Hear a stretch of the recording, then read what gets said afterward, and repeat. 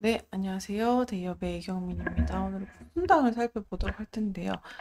요 찬반 논쟁이 조금 들끓고 있는 논이라서 이 논의를 좀 살펴보고 그다음에 이걸 통해서 앞으로 어떤 가능성이 미쳐서 국순당한테는 어떤 실적과 매출에 이르는 시나리오 흘러갈 수 있을지 좀 살펴보려고 하는데요.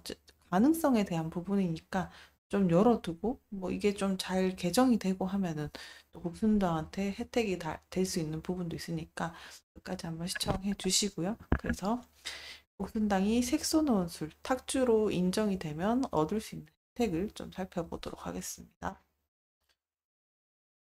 논란의 기사를 한번 보도록 하겠습니다. 향료랑 색소 넣은 술이 탁주로 인정될 수 있을지에 대한 찬반 논의를 얘기를 하고 있는 건데요. 자, 그러면 왜 찬성이랑 반대를 하는지 살펴보셔야 되겠습니다. 찬성은 우선 수출 부분에 있어서 포커싱을 맞춰주시고, 세부담 때문에 또 찬성을 하고 있다라는 걸 볼 수 있겠고, 그렇다면 반대 측면을 또 볼 수 있겠는데, 반대는 색소를 넣을 때 원재료 값을 낮춘 막걸리가 난립이 되면은 이 전통주 시장 자체를 우려하는 측면에서 반대를 하고 있다라는 거를 두 축을 잡아주시면 좋을 것 같아요. 그래서 지금 어떤 상태냐, 이제 정부 차원에서 막걸리 같은 이런 탁주를요, 향료나 색소를 넣은 것도 이제 허용을 하겠다고 주세법 시행령을 개정을 준비 중인 상태입니다. 그래서 이 개정안이 통과가 되면요, 술도 이제 탁주로 인정을 받게 되면서 색소가 들어간 술도 탁주로 인정받게 되면서 세금 부담이 줄어들게 되는 것이죠. 그러니까 지금까지는요, 향료나 색소가 들어가면은 기타 주류에서 분류됐던 것들이 이제 더 높은 세금이 부과됐었는데 이제 세금 혜택을 또 받아볼 수 있는 기회가 생겼다라고도 볼 수 있겠습니다.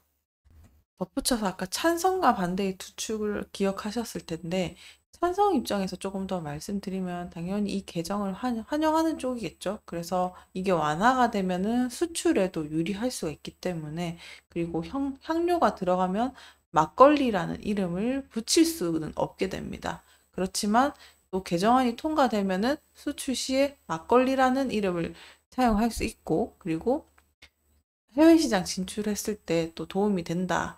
이렇게 생각을 하고 있는 거죠. 그래서 세금 부담이 줄어서 막걸리 산업에는 좀 영향을 끼칠 수 있지 않나라고 찬성 입장을 정리를 할 수 있을 것 같고요. 반대 측면은요.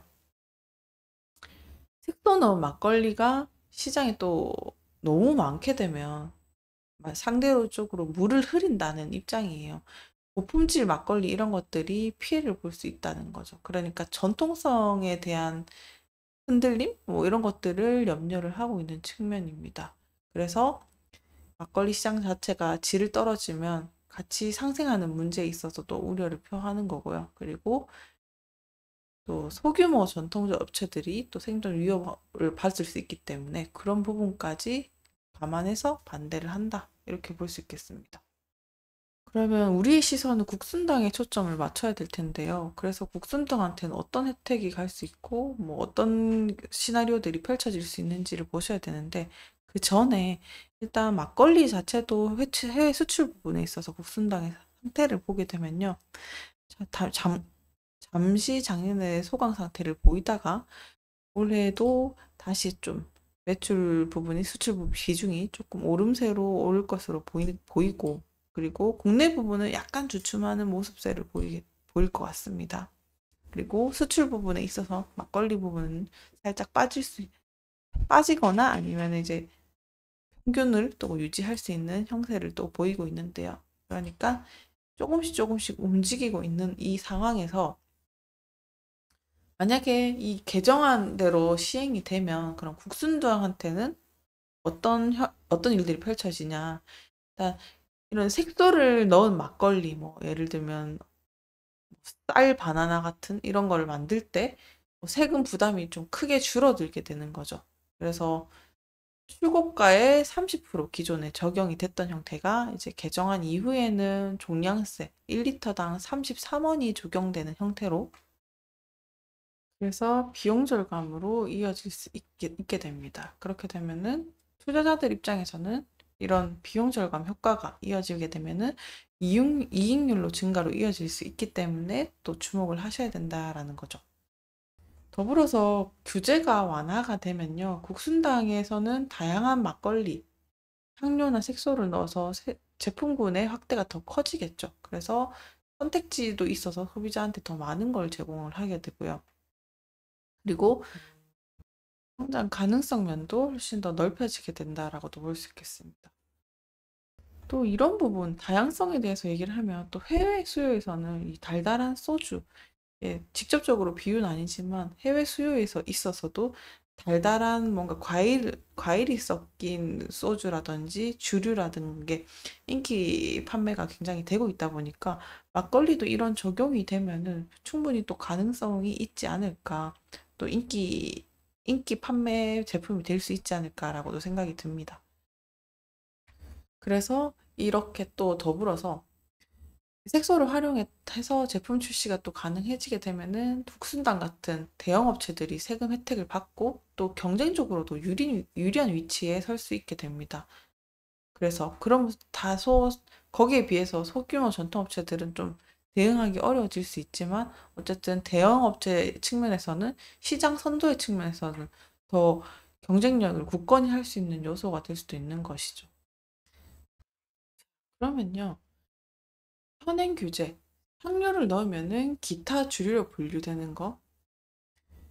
그렇게 돼서 분류가 되지 않았었는데, 이제 탁주로 분류가 되지, 죄송합니다. 그러니까 지금까지 막걸리에 색소나 향료를 넣으면은 이 술이 더 이상 탁주로 분류되지 않았는데, 기타 주류라는 카테고리에 분류되며, 이제 주세법상 더 높은 세율에 적용되는 주류에 해당이 됩니다. 그래서 기타 주류 세율이 현재 출고가가 30% 적용이 되고, 그래서 이 세금 출고가의 81.9%, 80.9% 기준으로 계산이 되면은 예를 들게 되면은 750ml짜리 주류가 1,000원일 때 세금은 246원이 부과되는 형태로 됩니다. 그러니까 따라서 이 말이 이제 색소나 향료를 넣은 막걸리는 기존의 세금 부담이 크고 막걸리라는 이름을 쓸 수 없게 되고 그다음에 색소나 향료를 첨가한 제품의 수출이 제한적이었던 겁니다.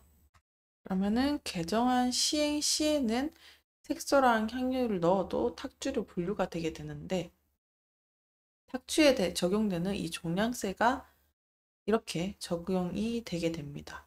탁주세율 종량세 방식이 적용되면은 1리터당 33%의 세금이 부과가 되고요. 예를 들게 되면 750ml짜리 술에 부과되는 세금은 25원이 정도 잡히는 거죠. 그러니까 750ml 같은 주류라도 기타 주류로 분류가 되면은 246원이 세금이 부과가 되는데 탁주로 분류가 되면은 25원. 그러니까 비교해 보셨을 때 이게 거의 10분의 1 수준으로 줄어드는 겁니다. 그래서 이 세금의 차이가 어떤 영향을 미치는지 보시게 됐을 텐데 이렇게 되면은 생산비 절감에도 따라오게 됩니다. 세금 부담이 아무래도 감소를 하게 되면 이런 막걸리 제품을 더 저렴하게 생산을 할 수 있게 되고요. 그 다음에 대형 제조업체들은 또 비용 절감 효과로 또 이어질 수 있기 때문에 경쟁력을 높이는 데 도움이 됩니다. 그리고 해외 확장에 있어서도 막걸리라는 이름을 사용할 수 있게 되고 다양한 맛의 막걸리를 활용할 수 있는 기회의 장이 또 열린다고도 보실 수 있겠죠. 네, 여러 가지 찬반 논쟁이 많은데요.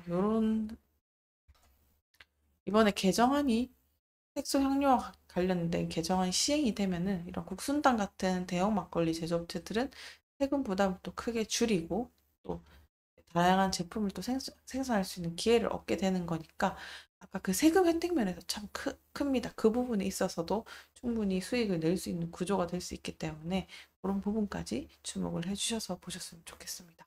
오늘도 시청해주셔서 감사합니다.